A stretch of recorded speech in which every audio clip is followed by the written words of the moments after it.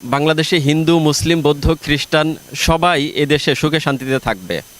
ধর্ম বর্ণ নিরপেক্ষ একটা রাষ্ট্র গঠন হবে বাংলাদেশ।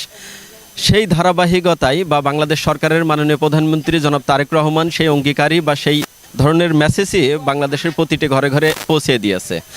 তারই ধারাবাহিকতায় বাংলাদেশে হিন্দু, মুসলিম, বৌদ্ধ, খ্রিস্টান সবাই সুখে শান্তিতে বসবাস করবে। কিন্তু আমাদের কাছে গোপন সূত্র থেকে একটা তথ্য আসে, যশোর জেলার শার্শা থানার নিজামপুর ইউনিয়নের অধীনে এই গোড়পাড়া গ্রামে হিন্দু সম্প্রদায়ের মধ্যে হচ্ছে কিছু বিশৃঙ্খলা। আমার বাবারা চারি ভাইয়ের ভিতরে আমার বাপ চাচারা কেউ বেঁচে নেই।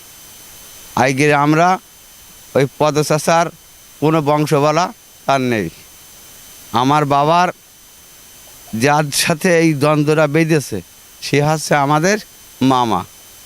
সেই মামা আমাদের অংশ সে ভোগ দখল করতে চাচ্ছে। তা কেমন করে হয় যে চাচার ভাইপোরা থাকতে কুটুম কি করে জমি পায়? কতগুলো জায়গা নিয়ে ঝামেলা? 20 শতক জমি। 20 শতক জমি নাকি ও নাকি শুনছি কাগজপত্র করেছে, কাগজপত্র করে আমাদের অঙ্কিত।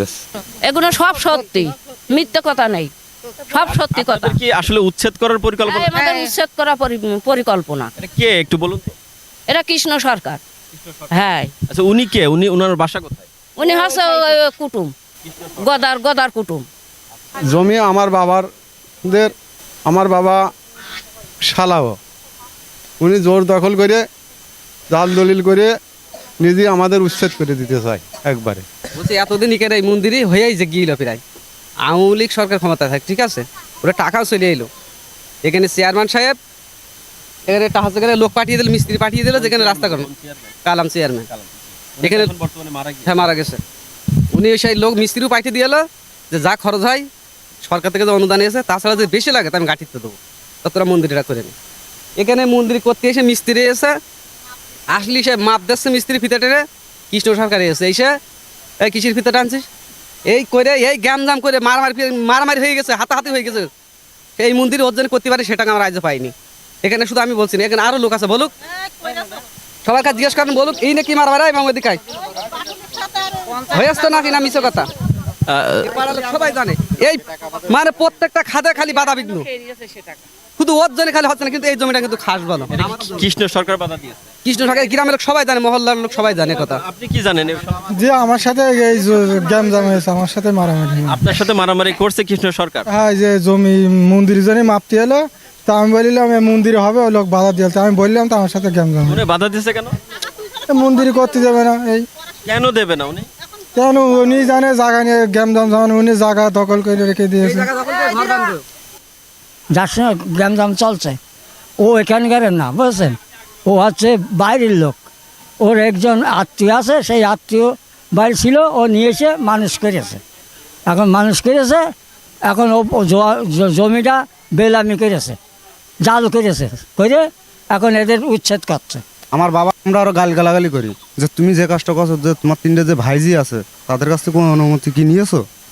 যে তুমি যে তোমার নামে যে করে নিয়ে আসো, যে সরকারি খাতে থাকুক আর যে খাতে থাকুক, আপনি কি তাদের নামে কিছু করিয়েছো? তাদের বলেছো? আমি আগে করে নিয়ে আসি তারপরে করবো। আমরা যে কেন করতে যাবা তুমি? এটা জায়গা আমাদের, পদর ভাইপো আমরা, জায়গা আমাদের, ও বলে নাকি আমার। ওর কি আসলে কাগজপত্র আছে না? কোনো কাগজপত্র নেই। ও আমাদের গোষ্ঠীর কেউ না, আমাদের গোষ্ঠীর কেউ না। পদ হইলে আমাদের চাচা, ও বলে নাকি আমার জায়গা। কৃষ্ণ সরকার বলে আমার জায়গা। সত্যি এটা সত্যি কথা। দেয় কেন? মূলত ওর কি কাগজপত্র আছে? না, ওর কাগজপত্র নেই। তাহলে কেন বাধা দিচ্ছে? গাছ জরে নেছে। আমরা হচ্ছে 3 বোনই, আমার এই পিছিয়ে মানুষ করে আমাকে 3টে বোন কইছে, আর একটা ওই পাশে। আপা, এই ব্যাপারে তো আরো একটা আমরা দেখতে পাচ্ছি, আরো একটা বিশৃঙ্খলা, যেখানে একটা মন্দির হওয়ার কথা ছিল। আপনি এলাকার জনপ্রতিনিধি হিসাবে আপনি কি কতটুকু জানেন এই সম্পর্কে? আমি এই সম্পর্কে কথা বলতে গেলে আমাকে একটু কথা বলতে দিতে হবে।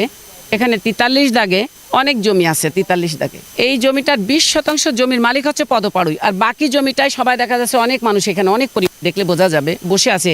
এবং এই বাকি জমিটা এখানে একটা পূজার মণ্ডপ করবার জন্যে আজকে 20-30 বছর ধরে এটা সিদ্ধান্ত হয়ে আছে।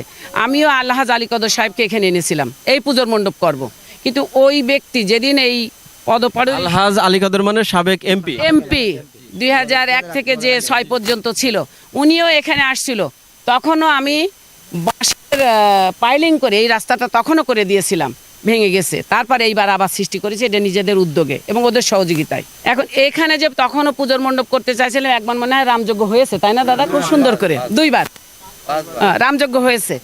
আমি বরাদ্দও দিতে চেয়েছি, কিন্তু এই কৃষ্ণ সরকার দেখা যাচ্ছে ওর একই কথা, পদপাড়ুই আমাকে পুষেছে, এই সম্পত্তির মালিক আমি, যা করতে হয় আমি বলবো তাই। এখন উনি আমার এখনো ওনার সেই উনি কি আসলে কাগজের বলে বলছে নাকি? না না, এই যে কাগজ আমার কাছে আছে, এই যে 43 দাগে এই যে 20 শতক জমির মালিক হচ্ছে এই পদপাড়ুই।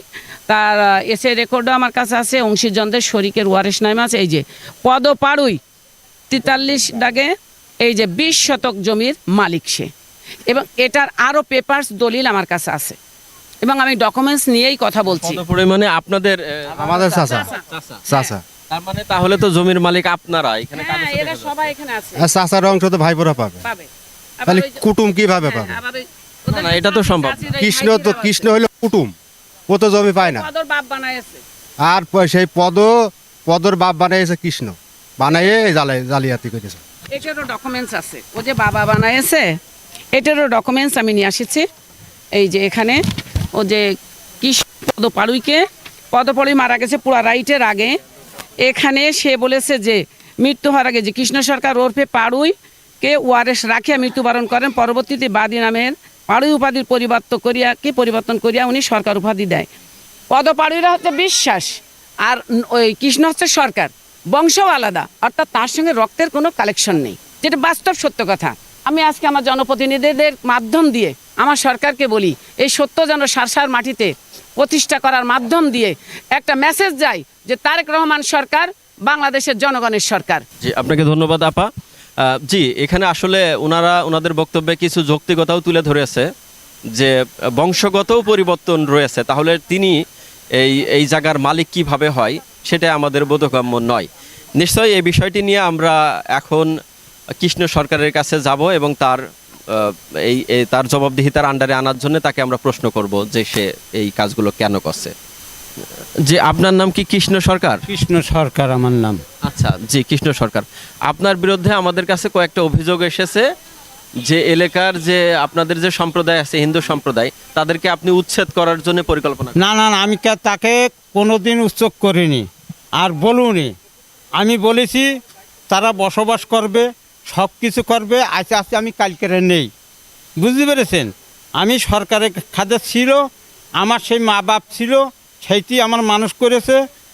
আজকে বাংলাদেশে স্বাধীনের সময় যখন চলে গেছি, এখান থেকে যুদ্ধের সময় 71 সালের সময়, তারপরে ওখান থেকে আবার এসে সেই মানুষ করেছে আমার সেই বন্যি, সেই মোল্লাবাড়ি ফ্যান খাইয়ে মানুষ করেছে আমার। আচ্ছা, আমি ওটা বুঝছি যে আপনাকে মানুষ করেছে, কিন্তু মানুষ করলে আপনি কি ওয়ারিশ সম্পত্তি পান কি? হ্যাঁ, কিভাবে আমি পান? সম্পত্তি পাই। কিভাবে? কেননা তার কোনো সন্তান আদি ছিল না, বেজো, কিন্তু সে আমি ওটা বলছি না, বাংলাদেশের আইন অনুযায়ী হ্যাঁ। কোনো পালিত পুত্র ওয়ারিশ পায় না, এটা আপনি জানেন না? না, আমি বলতে চাচ্ছি যে আমি তার ওয়ারিশ। আপনি তার সন্তান না, আপনি নিজে মুখে বলছেন আপনি পালিত সন্তান। হ্যাঁ, পালিত সন্তান। পালিত সন্তান কোনোদিন সম্পদের ওয়ারিশ পাবে না, এটা আপনি জানেন না? তা পাবে কিনা? তার ভাতিজারা পাবে, তার ভাতিজারা তো আছে। শোনেন, তার ভাতিজারা আমার অন দ্য ক্যামেরায় তার জবানবন্দি দিয়েছে, তার ভাতিজারা এখনো জীবিত রয়েছে। না, তার কোনো ওয়ারিশ নেই। তার ওয়ারিশ নাই, কিন্তু আপনিও তার ওয়ারিশ না। না, আপনি তার ওয়ারিশ। সরকারের কাছে নিয়ে আসছি, আমি কেটে সরকারের কাছে নিয়ে আসছি। তার ওয়ারিশ সম্পদ তার অবর্তমানে তার যদি কোনো ওয়ারিশ না থাকে তার ভাতিজারা পাবে, কিন্তু আপনি পাবেন না। পালিত পুত্র, পালিত সন্তান, এরা কোনোদিন ওয়ারিশ পাবে না, এটা আপনি জানেন না? এটা আইনে নাই। আইনে নেই, আমি কিন্তু সরকারের হাতে ছিল, এনিমি করার এসে আমি সরকারের কাছ থেকে কেটে নিয়ে আসছি। আপনাকে কাগজটা কে দিয়েছে? হ্যাঁ, সরকারের থেকে দিয়েছে। সরকার কে এসে? সরকারের থেকে দিয়েছে, যশোর থেকে নিয়ে আসছি আমি কেটে। কার কাছ থেকে? ডিসির কাছ থেকে নাকি? হ্যাঁ, ডিসির কাছ থেকে নিয়ে আসছি। আপনি এবারে তখন কে ছিল? হ্যাঁ, কে ছিল? ওর নাম তার আমি জানি না। আপনার কাগজে নাম আছে না? হ্যাঁ, অবশ্যই আছে। আপনার কাগজটা কোথায়? আমার কাগজ রয়েছে সেই মৌরির কাছে রয়েছে। আমি কিন্তু দেখতে চান। আরো একটা কথা বলেন, আপনি ওদেরকে হুমকি ধামকি দেন, না। তাদেরকে আপনি মারধরের আচরণ করেন, ওরা এই না না না না, আমি বলেছি যে আমি যতদিন পর্যন্ত বেঁচে থাকবো, কোনো সেখানে পুজো করুক আর নাচুক গাক, তাতে কোনো আমার তাহলে আপনি পূজা মণ্ডপ করার জন্য বাধা দিচ্ছেন কেন? না, আমি বাধা দিইনি। তারা তো আমাদেরকে সেই জবাব ওতে আমি যদি বাধা আপনি বলেন না এই সম্পদ, আপনি বলেন না এই সম্পদ আমার এখানে পূজার ঘর করা যাবে না। না না, আমি কোনোদিন বলিনি। আর তাহলে কালকের আমি শোনেন, আমি থাকা অবস্থায় কালকে যদি সেখানে পূজা ঘরের কাজ শুরু করে আপনি কি বাধা দিবেন? না, আমি কোনোদিন দেবো না। ঠিক আছে, আমি অন দ্য ক্যামেরায় রেকর্ড থাকলে কিন্তু হ্যাঁ, অন্ধকার রেকর্ড থাকলে আমি কথাটা